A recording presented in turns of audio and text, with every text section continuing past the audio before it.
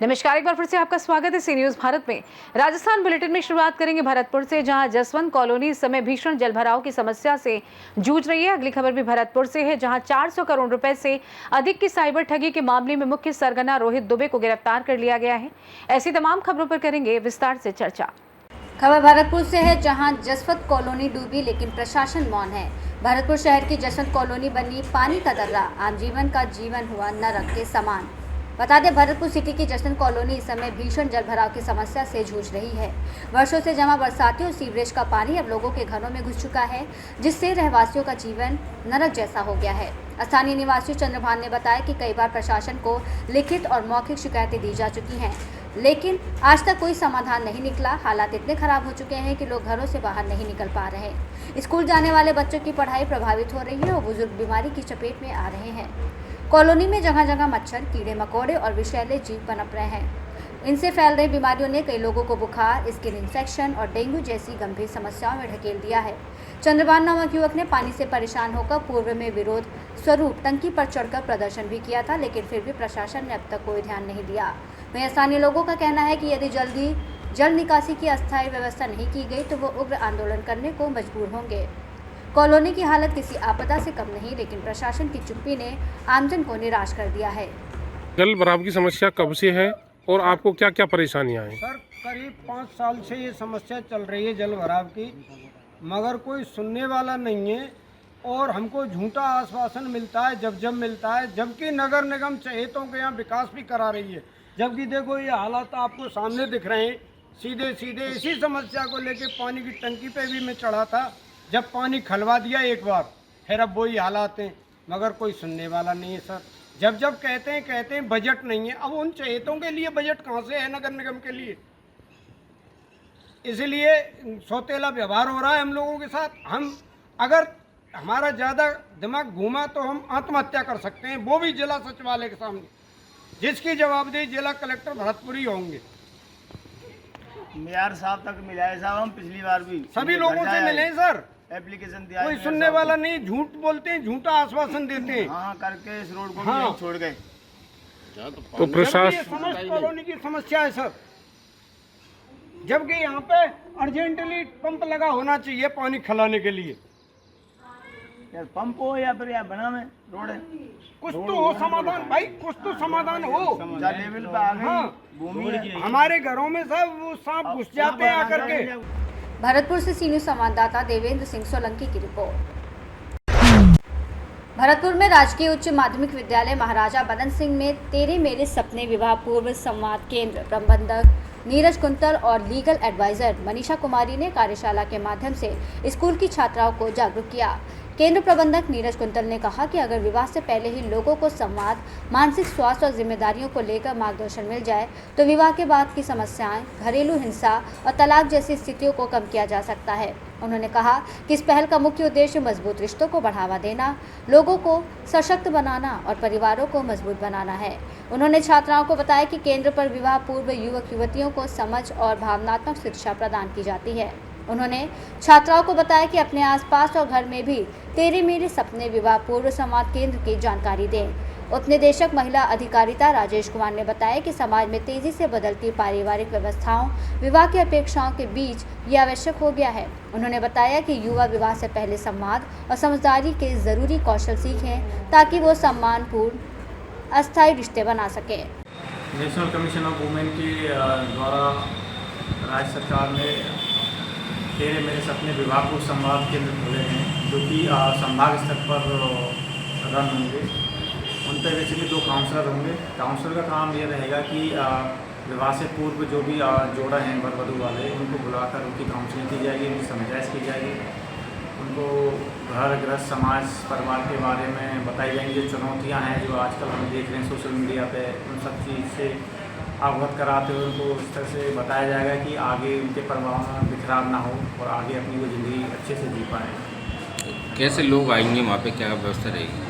लोग तो उसमें सभी कैटेगरी हैं, उसमें ऐसे कोई वो नहीं है कि भाई उसमें किसी को, उसमें कोई भी नॉर्मल कैटेगरी सामान्य व्यक्ति उसमें आ सकता है। उसमें तो जिनकी शादियाँ होने वाली हैं। मैं पन्ना थाई सुरक्षा केंद्र पर कार्यरत हूँ, नीरज कुंतल केंद्र प्रबंधक पोस्ट पर।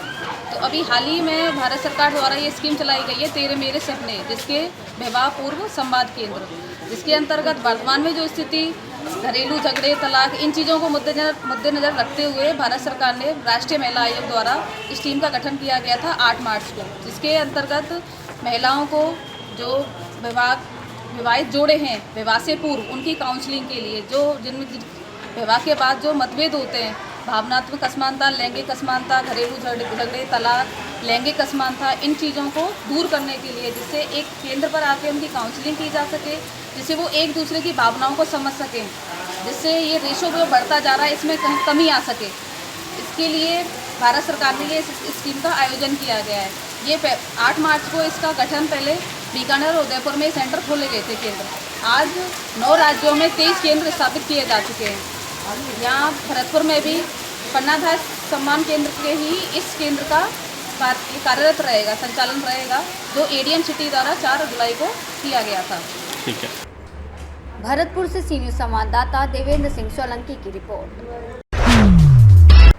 भरतपुर रेंज कार्यालय की टीम ने करीब 400 करोड़ रुपए से अधिक की साइबर ठगी करने वाली गैंग के मुख्य सरगना और कंपनी के डायरेक्टर रोहित दुबे को गिरफ्तार किया है। इस मामले में पुलिस 6 आरोपियों को पहले ही गिरफ्तार कर चुकी है। आरोपी रोहित मिर्जापुर में रह रहा था। वहीं आरोपी रोहित ने पुलिस पूछताछ में बताया कि लैपटॉप और मोबाइल को उसने नदी में फेंक दिया है, जिसे लेकर पुलिस अनुसंधान में जुटी हुई है। महानिरीक्षक पुलिस भरतपुर राहुल प्रकाश ने बताया कि 6 मार्च 2025 को साइबर थाना धौलपुर पर पीड़ित हरि सिंह द्वारा साइबर हेल्पलाइन 1930 पर फिनो पेमेंट बैंक के खाते के विरुद्ध साइबर फ्रॉड की शिकायत दर्ज करवाई थी। रेंज साइबर वॉर रूम की टीम के द्वारा जब इस शिकायत का विश्लेषण किया गया तो अत्यंत चौंकाने वाला तथ्य सामने आया कि जिस फिनो पेमेंट बैंक के विरुद्ध शिकायत दर्ज करवाई गई थी, उसी खाते के विरुद्ध 1930 पर उस समय करीब 3000 शिकायत दर्ज थी, जो अब बढ़कर 4000 से भी अधिक हो गई है। प्रकरण की गंभीरता को देखते हुए साइबर पुलिस थाना धौलपुर में 1930 की शिकायत के आधार पर त्वरित रूप से प्रकरण दर्ज करने के निर्देश दिए गए हैं, जिसके आधार पर एफआईआर दर्ज की गई। मामले के जांच के लिए विशेष टीम का गठन किया गया है। जांच में पता चला कि इस गैंग के मुख्य सरगना शशिकांत और रोहित दुबे हैं, जिन्होंने मिलकर एक कंपनी खोली जिसका मुख्यालय बैंगलोर में है। आरोपी अनुज श्रीवास्तव इस कंपनी में ऑनबोर्डिंग का कार्य करता है और आरोपी रोहित शर्मा टेक्निकल कार्य देखता है। ऑनबोर्डिंग का समस्त कार्य आरोपी रीसेलर के माध्यम से करते हैं।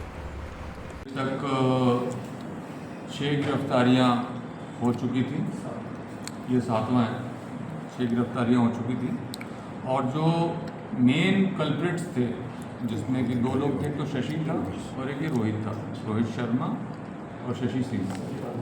तो उसमें ये रोहित को गिरफ्तार किया है और ये मिर्ज़ापुर में रह रहा था।